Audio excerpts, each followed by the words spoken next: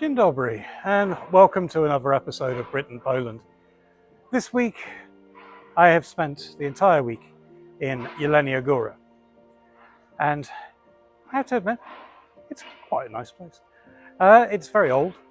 It goes back to the 11th century, I think founded by King Bolesław III, so it is originally Polish as a city, though it's changed hands a few times over the years. The Germans, the Czechs, the Austrians. So you have quite a mixed architecture, you could say, in the city. And actually, it wasn't damaged too badly in the war. So you've got quite a lot of the old architecture, which you can appreciate. But other than the city itself, which has a few nice museums, a few nice old town streets, a nice medieval layout, a couple of decent bars. It's best known as being the kind of pseudo-capital of the Karkonosze Mountains. So Jelenia Góra is like the perfect place to go to places like Szklarska Poręba, Karpacz. It's surrounded, and I do mean surrounded, by castles and palaces, so and of course mountains. So it's a beautiful, beautiful region to visit. So I'm probably going to split this over a couple of videos, one for Jelenia Góra and one for the stuff on the outskirts. So please stay tuned. Hope you enjoy. Be right back. Dzień dobry and welcome to A Brit in Poland. With this channel, I travel across the country, I bring you the culture, and I show you just how amazing Poland is. So I invite you on my journey. If you want to see more, I have Facebook and Instagram profiles, which you will find links to in the description below. And if you want to really help out, you can turn to my Patreon or Patronite accounts, again in the description. Thank you very much. I hope you enjoy this video. Please like, share and subscribe. Do zobaczenia. Welcome to another episode of Brit and Poland. It's funny because I'd actually been to Jelenia Góra before, well, briefly. Just a quick stop on the way back from Karpacz during the COVID era, after our Flixbus was cancelled and we had to take a train to get back to Warsaw. And at the time, it felt kind of small. Like I'd seen it, ticked it off, moved on. But I always thought, okay, I needed to come back. And coming back now, after doing a bit more research, I realized I'd actually barely scratched the surface. This time I was expecting a beautiful region, and judging by the plan, my legs were going to be doing a lot of heavy lifting. What I wasn't expecting was that the trip would start like this. Because instead of a simple walk into the city centre, I found myself dragging a suitcase through a forest, up a hill, and briefly wondering whether I should have just got a taxi. To be fair, Google Maps didn't betray me this time, but it definitely didn't mention how hilly this part of the city is. But then, it started to make sense, because at the top of that hill was this. Pałac Paulinum. And while it didn't feel particularly old, it definitely felt grand, especially with the estate around it. The rocky hill, the grotto. There was something slightly mystical about the whole setting. And what surprised me most, though, was how affordable it actually was. I wonder if I got some kind of special deal on booking, because it felt like one of those places that should be expensive, but somehow wasn't. And the atmosphere, well, it was peaceful. Sure, it was a bit isolated, and after a full day out, walking back up here wasn't exactly ideal. But it didn't feel like just a place to stay, it felt like part of the experience. And that pretty much set the tone for Jelenia Góra, because even early on, it didn't feel like just a gateway to somewhere else. It felt like a place with its own character. Now, walking through areas like this, everything felt quite calm, quite tidy, well looked after. The greenery, the layout, it's the kind of place that's just nice to walk through without any real plan. And it's not just a standard park either. There are little details scattered around that make it a bit more interesting. One of these is this, a geological cross-section of the Western Sudetes. It's a bit unexpected, just sitting here in the park, but it actually gives you a sense of how complex the landscape around Jelenia Góra really is. And considering how close you are to the mountains, it fits quite nicely. It's another reminder that this city isn't just about what's inside it, but also about everything surrounding it. First impressions of the city, well, the city itself felt quite spread out, but not massive. Quiet, but not empty. And there was definitely a sense of age to it. Old streets, solid architecture, a clear care for its heritage. In some ways, it actually reminded me a bit of Rzeszów. The odd street here and there had a similar feel to it. At this point, it already felt like more than just a stop-off point. If anything, it had that subtle regional capital energy. Heading into the old town, it felt a little bit more enclosed than I expected. In a way, it actually reminded me a bit of Lublin, those taller tenement houses closing in around the square, and at the centre of it, the town hall, surrounded by restaurants and cafes. It's not as flashy as some of Poland's bigger cities, but it definitely has character.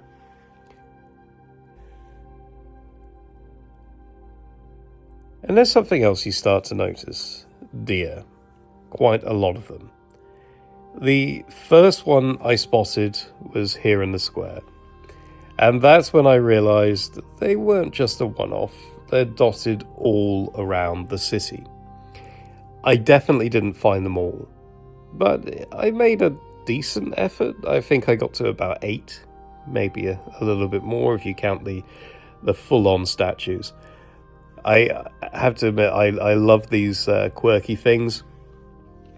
I think Wrocław started the trend with the dwarves, and I love how not each city, but many cities now in Poland offer these little things to discover. It adds a kind of gamification layer. And as you move through the old town, you start to notice what's left of the city's older structure. Towers, gates, fragments of what was once a much more defensive layout. And it gives the place a bit more weight, a sense that this wasn't just a quiet town, but something more important. Jelenia Góra has its roots in the medieval period, developing as a trading town in this area. And thanks to its position on routes between Central and Eastern Europe, it grew into a place of real economic importance. Over time, it passed through different hands, from the Polish Piasts to Bohemia, the Habsburg Empire, and later Prussia. And for much of its later history, it was actually known as Hirschberg. And that's really what defines the city today. It feels layered, like it's been shaped and reshaped over the centuries. And you don't need to read it in a book, you can just see it as you walk around. There's an interesting mix of styles here, old and newer elements sitting side by side, which just adds to that feeling of depth.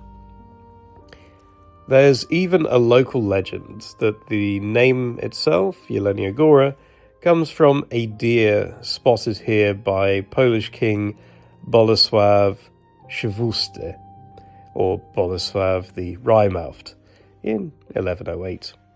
Which, considering how many deer you see around the city today, it feels quite fitting. But beyond the market square, beyond the layers of history, there's also a quieter side to Jelenia Góra. One that you don't really notice at first, but becomes more apparent when you step inside. The Holy Cross Church is another beautiful example. Large, detailed, and really quite striking inside. It's the kind of place that reflects the wealth and importance the city once had, and adds another layer to its story. But for me, St. Anne's Chapel felt different. Smaller, quieter, and more reflective. It was one of those places where you naturally pause for a moment, and for me, that's where I stopped. And I actually said a prayer for my dad, because it was around this sort of time that we learned that he was ill. It's moments like that that give a place more than just history or architecture. They give it something a bit more personal. Back outside, there's also a military museum here, with tanks, vehicles, a few planes. It's interesting to visit, but if you visited a few of these around Poland, it feels more like a bonus stop than a main highlight. The Karkonosze Museum, on the other hand, was actually pretty good. A nice mix of reconstructions, some slightly quirky pieces, a lot of modern art, you could say, and a bit more depth about the region itself. It helps tie everything together, not just the city, but the wider area around it, and I would really recommend you take time to stop here. But as a less formal museum, there's something a bit more unusual and very unique for Jelenia Góra, and that is the Time Gates, or Bramy Czasu. And this is one of those places that's a bit hard to judge from the outside, because once you're inside, it actually feels quite different. You're moving through these cave-like tunnels with lighting, sounds, and different scenes as you go. And it really does feel like you're traveling through time as you walk through it. There are a lot of little stories along the way, models, displays, some slightly quirky setups, but it all adds to the experience. It's not just something you look at, it's something you move through. It probably leans a bit more towards a younger audience, in fairness, but honestly, it's still enjoyable, especially if you're interested in things like the mining history of the region, which plays quite a big role in what you see here. It's one of those places that maybe not essential, but definitely adds something different to the experience. And finally, Kolejkowo. This was a bit of a trek to get to, but I think it was worth it. This one really stood out for me. The level of detail is impressive, but what makes this location different is you actually get a guided experience. They explain how everything is made, the process behind it, and the story of how it all came together. And this is actually the original location of this Polish institution. Its most famous branch, likely the one in Wrocław.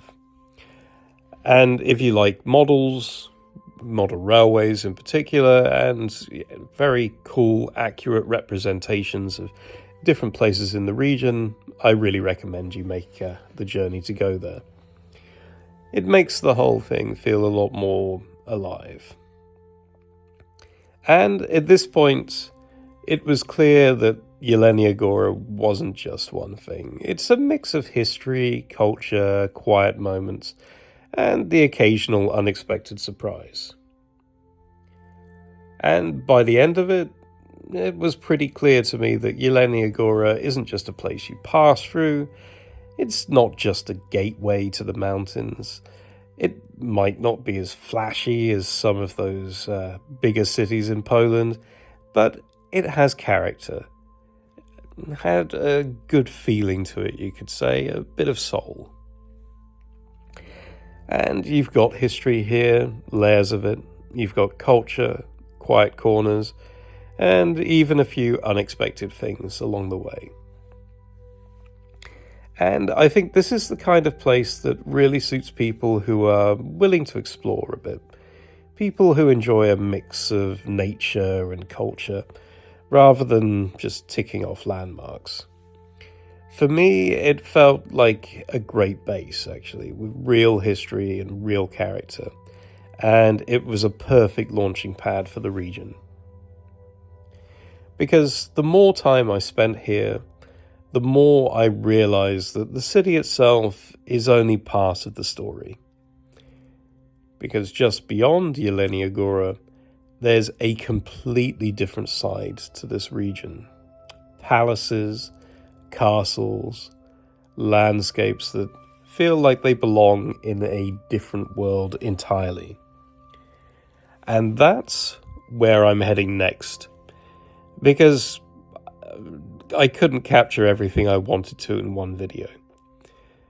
So I'm going to make sure that each video you see in this series really captures the spirit of the area I explored. So please feel free to subscribe to see more. Please give the video a like, especially if you love Poland. And thank you very much for watching. I absolutely adore bringing these beautiful parts of Poland to you and encouraging you to explore this incredible country.